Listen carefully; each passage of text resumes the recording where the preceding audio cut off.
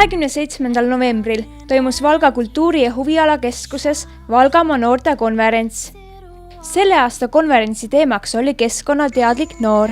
Mis sa arvad siis, kas sa said täna mõne näpunäite näiteks siit kaasa?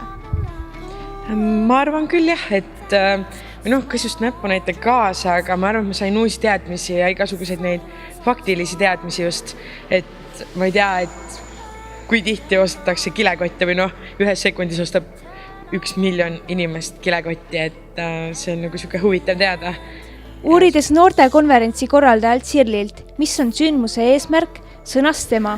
Korraldada Valgamaa noortele üks tore ja lõbus päev, et me varasemalt oleme teinud ühe päeva, et terve päev on konverents, seekord panime kokku osaluskohviku, et püüame natuke seda formaati muuta, aga muidu üldiselt et kuna igas maakonnas ei ole võimalik teha oma noortele konverentsi, siis Valgamaa on selles suhtes väga eriline ja pigem seda eesmärki täidab, et tuleks noored kõik kokku ja neil oleks üks selline hariv, aga lõbus päev.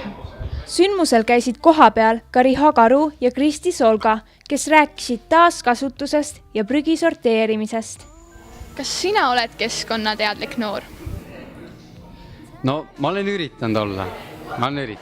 Mul alati ei tule välja, sest vahepeal juhtub ka nii, et näiteks pesed tõesti hambaid ja vesi jääb jooksma.